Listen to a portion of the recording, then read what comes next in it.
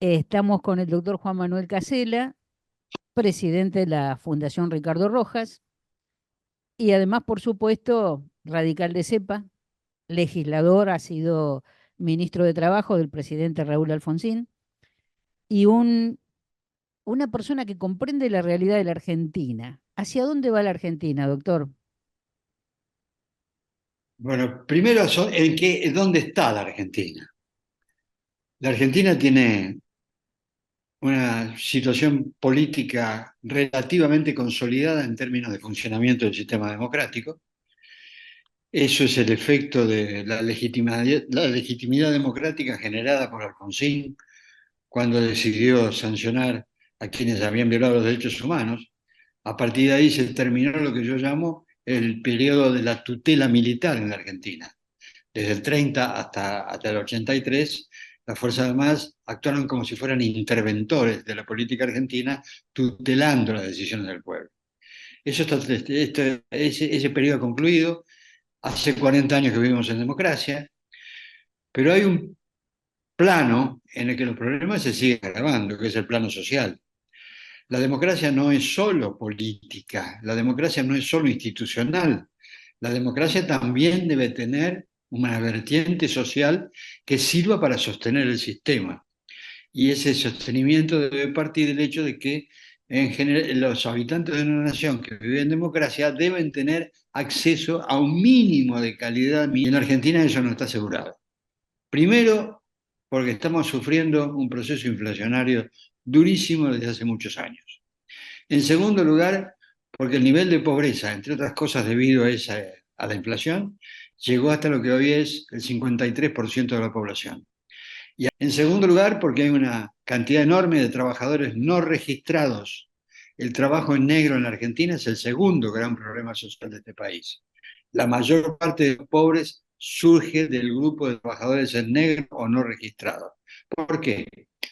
Primero porque cobran un salario menor, un 20% aproximadamente menos. En segundo lugar, porque no tienen acceso a la obra social, no tienen acceso a la protección sindical, no tienen acceso al sistema jubilatorio. Y esta última carencia es tremenda porque se perjudican ellos mismos y se perjudica el sistema por perder un grupo de trabajadores que lo financian.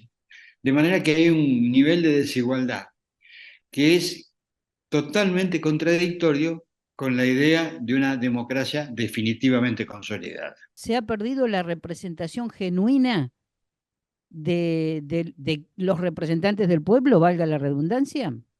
Yo diría que la representación política, y que la política en general, no solamente el radicalismo, la política en general ha perdido representatividad social.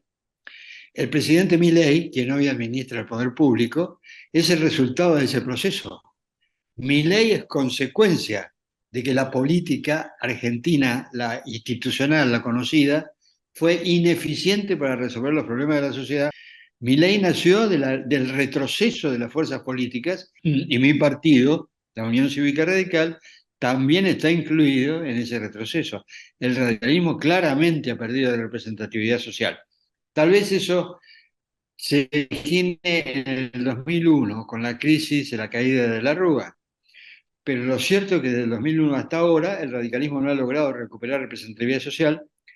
Se asoció con el PRO en una sociedad desigual y contradictoria. Contradictoria porque no pensábamos lo mismo que el PRO fundamentalmente en términos económicos sociales. Y en segundo lugar porque fuimos el furgón de cola. El radicalismo no participaba de las decisiones de gobierno y por lo tanto era un socio silencioso que ni siquiera mostró capacidad de rebelión en ese momento.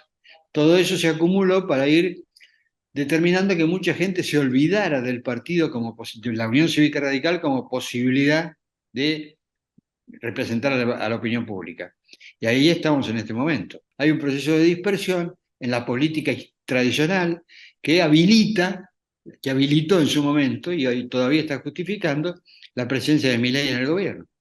Ahora, cuando vemos lo que está haciendo Milei, vemos que la política de Milei es ajuste, ajuste. El centro de la política de Milei es reducir el déficit del sector público y para eso ajusta, es decir, elimina gasto público, elimina transferencias a las provincias, elimina inversiones en educación, elimina totalmente la obra pública, y eso, el resultado final de eso es más diferencia, más desigualdad. Ahora, la gran pregunta es, ¿a dónde va la Argentina por este camino? Por este camino no salimos, por este camino, con la aplicación de esta política no salimos. Esta política es adecuada para normalizar la situación del Estado desde el punto de vista fiscal. La única salida que tiene la economía argentina para devolverle calidad de vida a la sociedad es crecer. La Argentina económica no crece desde el 2011 y por lo tanto cualquier programa de ajuste tiene que ser compatible con una política de crecimiento económico que determine que en un momento se termine el ajuste y empieza el crecimiento. Y eso no existe en la política económica actual. Por lo tanto, si seguimos así, vamos a tener un país peor del que teníamos. Doctor Casella, ¿quién está gobernando hoy en la Argentina? Gobierna un grupo de personas que se ha identificado con lo que yo denomino fundamentalismo de mercado, encabezadas por el presidente de la República, que es el mayor promotor de este planteo. El presidente de la República sostiene que hay que liberar la fuerza del mercado. De esa manera, Argentina, para liberar la fuerza del mercado, hay que lograr que el Estado, desde el punto de vista fiscal, también se normalice, es decir, que no haya exceso de gasto público, que no haya emisión de dinero en exceso, que, no haya, que de esa manera se combate la inflación. Pero el mercado puede ser admitido como un mecanismo útil para producir bienes. Por eso China, que tiene un partido comunista dominando el poder desde antes de la Segunda Guerra Mundial, por eso Vietnam, que son países de origen de régimen comunista, han adoptado el mercado para producir bienes. Pero el mercado solo no alcanza, porque si lo dejamos al mercado con su propia dinámica, tiende a la concentración, hacia los ricos más ricos y a los pobres más pobres. Por lo tanto, el mercado tiene que estar acompañado de políticas públicas que tiendan a redistribuir el ingreso. Y acá en Argentina hoy no hay política de crecimiento y no hay política de ingresos. Por lo tanto, no se está cumpliendo la segunda parte del plan. Esto me hace pensar, y perdóneme la reflexión, pero creo que cada vez que su partido, la Unión Cívica Radical, que de alguna manera fue la columna vertebral institucional de la República, creo que cuando va perdiendo su esencia, sus características, se aleja de sus principios y deja de sostener la institucionalidad, creo que a lo mejor copia de otros movimientos, no quiero decir partidos necesariamente, no lo mejor. No, yo veo lo siguiente. El radicalismo ha sufrido una transformación cultural peligrosa. El radicalismo se ha convertido en un partido individualista y pragmático. Hay un grupo importante de dirigentes radicales que considera que el partido debe funcionar como una agencia electoral más que como un partido político. ¿Qué diferencia hay entre una agencia electoral y un partido político? El partido político compite electoralmente, es el mecanismo para llegar al poder, pero esa competencia se debe apoyar con contenido programático y ético determinado. El partido debe primero pensar para qué quiere el poder y después competir electoralmente para llegar al poder.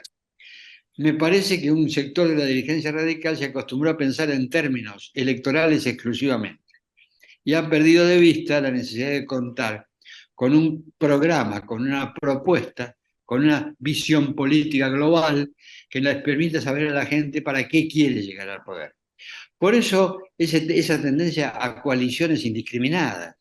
La coalición con el PRO fue una coalición indiscriminada, no se pensó en términos de ideas, se pensó en términos de cálculo electoral. Macri en ese momento estaba de moda y podía ganar, y fuimos atrás de Macri. Pero no pensamos para qué íbamos atrás de Macri. Macri fracasó y el radicalismo quedó como el furgón de cola de un fracaso. Eh, eh, Trabajando con dos sectores claramente diferentes dentro del radicalismo. Hay un oficialismo partidario que representa con mucha claridad Rodrigo de Loredo, presidente del bloque de diputados nacionales, que tiene una actitud de entre comillas, comprensiva con relación a Milei. Comprensión que se asienta en el hecho de que ganó las elecciones con el 56% en la segunda vuelta. Es un cálculo típicamente electoral. De Loredo ganó, muchos radicales, perdón, de Loredo, Milei ganó, muchos radicales votaron a Milei y por lo tanto tenemos que acompañarlo a Milei, por lo menos en el comienzo.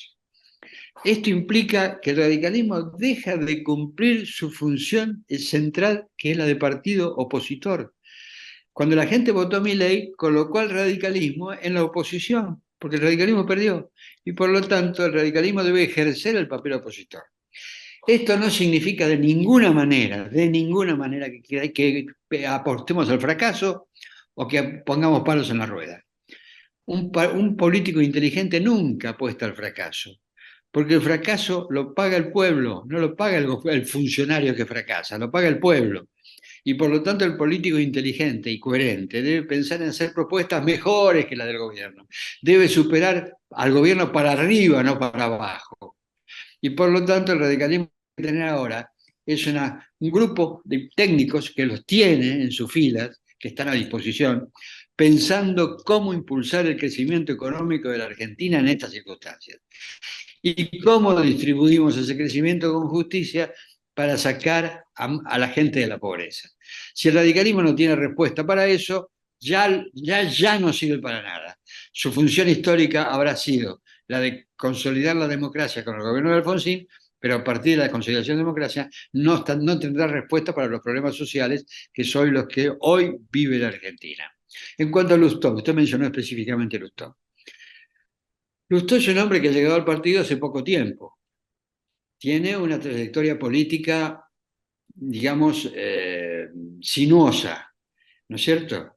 Eso no lo digo en términos de crítica, lo digo como descripción. Sí. Me parece bien que haya decidido incorporarse al radicalismo cuando el radicalismo no era gobierno, cuando el radicalismo estaba fuera del gobierno. Por lo tanto, es una situación, es una actitud elogiable la de incorporarse al partido cuando el partido está derrotado. En segundo lugar, la segunda característica que veo en Lustó es que llega a la presidencia del partido muy rápidamente. Es un hombre inteligente, es un hombre joven, es un hombre bien formado desde el punto de vista técnico, incluso tiene cierto nivel de atracción, de carisma. El voto en contra del DNU número 70 en el Senado me parece que estuvo bien, por una razón que él enunció en el discurso. El decreto de necesidad de urgencia número 70 es claramente inconstitucional. No hay por dónde aprobarlo desde el punto de vista de su inconstitucionalidad. Por lo tanto, el voto del senador Lustó fue bueno en ese momento. Pero ahora está frente a una situación que debe definir su figura. El gobierno ha propuesto al juez Lijo como integrante de la Corte Suprema de Justicia. Y la opinión predominante, absolutamente dominante en el ámbito profesional, en el ámbito de los abogados, absolutamente predominante. Y en segundo lugar, también dominante en el resto de la sociedad argentina, es que el hijo no reúne las condiciones técnicas ni las condiciones de confiabilidad ética que lo pueden llevar a la Corte Suprema. Lustó va a tener que votar a favor o en contra del hijo. Y ese voto, a mi criterio, va a definir su futuro. Por supuesto, yo creo que el hijo es invotable. ¿Por qué cree usted que el presidente Milei hace esa propuesta? Primero, Milei no conoce. Yo creo que Milei debe saber de economía. Yo no estoy en condiciones de juzgar a un economista. No tengo conocimiento yo como para juzgar a un economista. Pero digo, supongamos que Milei sabe de economía. Bueno, no sabe de otras cosas. No ha leído más allá de la economía. No conoce cómo funciona el Estado. No conoce cómo funcionan las instituciones del Estado. Su trabajo, el trabajo suyo y de sus acólitos en el Congreso lo está demostrando. Pasaron 5 meses sin que pudiera aprobar una ley. Este dictamen de la semana pasada todavía no es una ley, es media ley porque falta el tratamiento en el Senado. De manera que no hay ningún gobierno en la historia que haya pasado 5 meses sin lograr una ley en el Congreso. Porque no saben manejarse, porque no tienen conocimiento de la práctica política.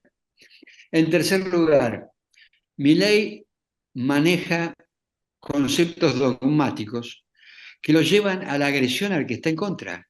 Milei dice el mercado, el mercado, el mercado. El mercado, le reitero, es bueno para producir, pero no es bueno para distribuir. Y por lo tanto hay que complementarlo. Para eso sirve el Estado. El Estado tiene que estar presente. No hay lugar en el mundo. El Estado sirve para gobernar. Y las sociedades necesitan gobierno. Gobierno democrático, gobierno de libertad, gobierno respetuoso de los límites, pero gobierno. Y eso y Milei no termina de entenderlo. Y por último digo, Milei además tiene una forma de expresarse que le quita categoría a su propio discurso. Cuando el lenguaje es malo, las ideas empeoran. El mal lenguaje determina pérdida de calidad de las ideas. Aunque sean buenas ideas, dichas a los gritos y con insultos, pasan a ser ideas inferiores. Y eso es lo que está pasando. Milei no se da cuenta que es el presidente de todos los argentinos. Hoy repite, hoy, en el día de hoy, lo vi en la versión digital de los diarios, en el día de hoy repite sus insultos contra los periodistas. Y los periodistas son un instrumento esencial para una vida democrática. El periodismo debe ser respetado y seguramente hay periodistas corruptos, de la misma manera que hay médicos corruptos, que hay abogados corruptos y que hay jugadores de fútbol corruptos. Pero el hecho de que haya corruptos no invalida el valor de la actividad que se hace.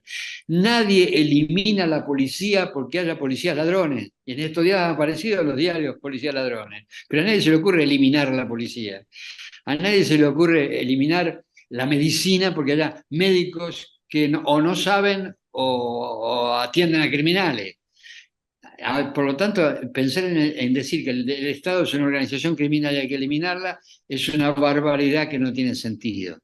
Y por lo tanto, me parece que todo esto contribuye a que el gobierno de Milei sea una apuesta extraordinariamente riesgosa. Ojalá tenga éxito. Ojalá la economía argentina crezca. Ojalá volvamos a tener una buena calidad de vida. El día que la Argentina crezca y los argentinos tengamos una buena calidad de vida durante el gobierno de Milei, yo voy a festejar mi equivocación. Ojalá que así sea. Y, doctor, en este contexto que no solamente eh, el presidente Milei insulta a los periodistas, a cualquier persona que piense distinto que él, sino a presidentes de otros países. Estamos ahora con un nuevo conflicto con España, lo cual no deja de ser asombroso porque imagino el rol de la canciller Mondino tratando de apaciguar todos estos frentes que creo que no llevan a ningún lado, que no tienen sentido, que no hacen gala ni siquiera de una educación cordial que uno debiera tener con cualquier persona, más allá de el cargo que ocupe. Eh, por Por un lado, supuesto. Por sí, ahí digo que el presidente de la República compromete el destino del país.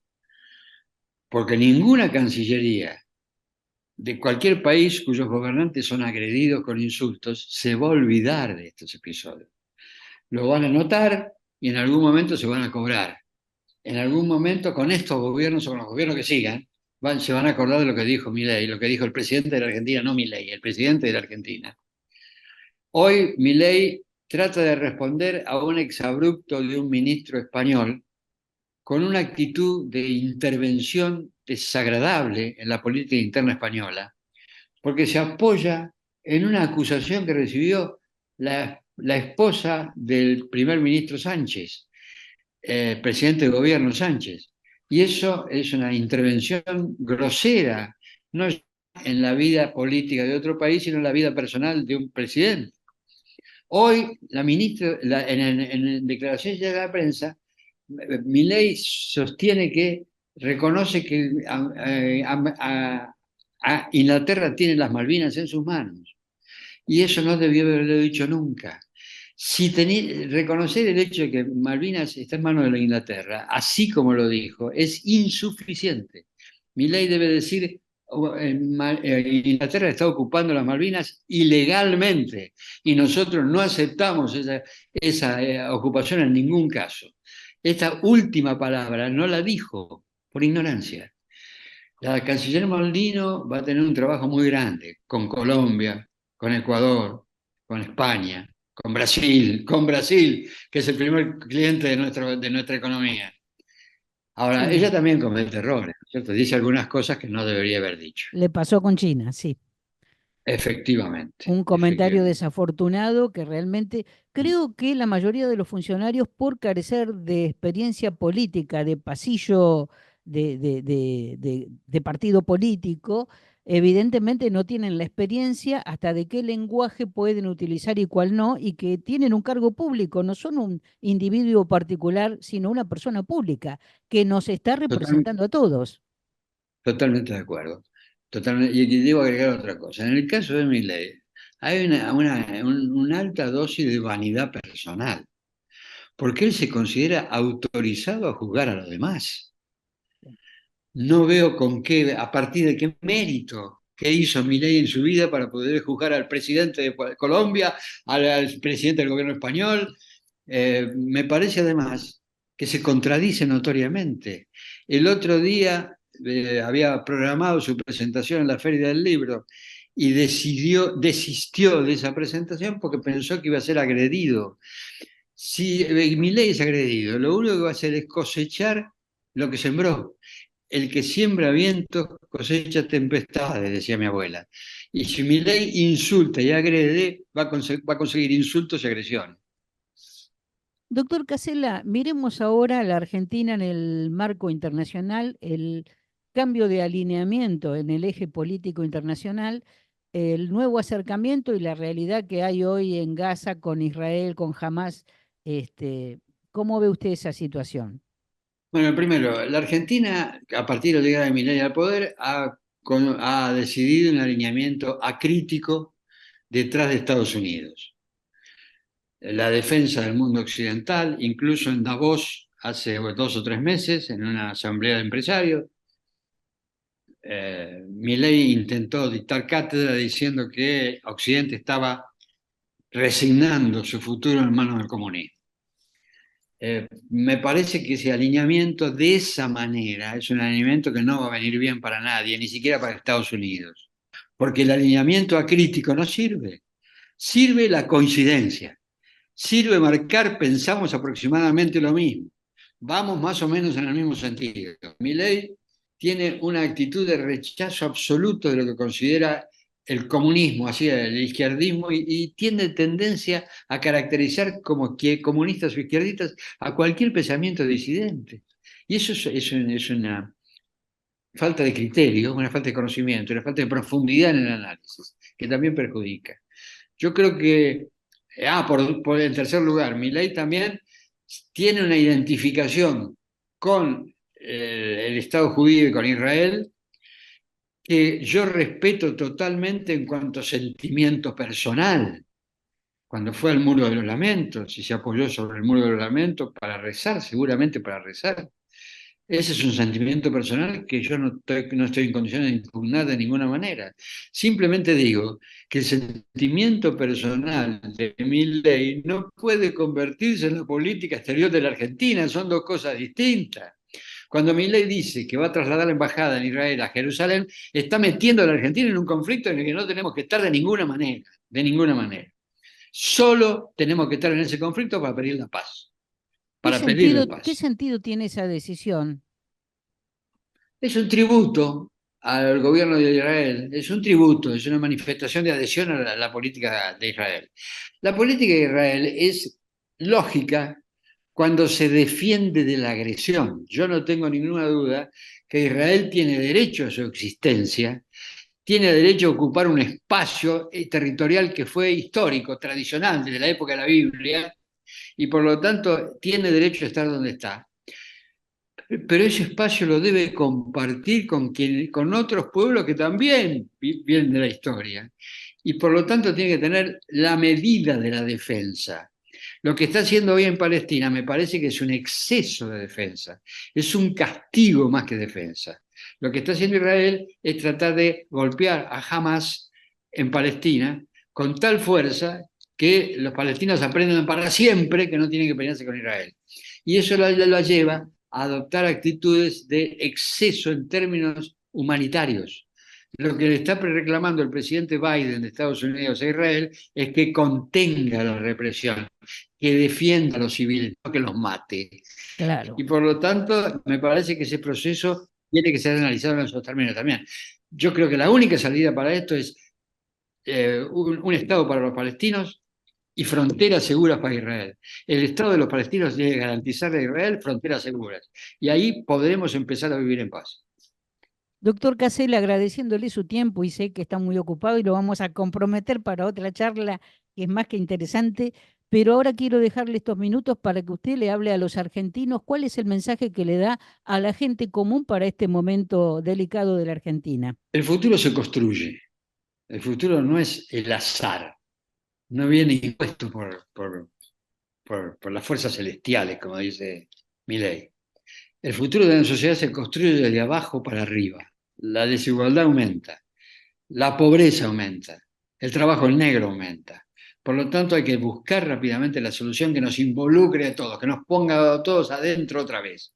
No podemos aceptar ser un país dividido entre los que están adentro y los que están afuera. Eso es absolutamente inaceptable, porque además así no vamos a poder vivir en paz.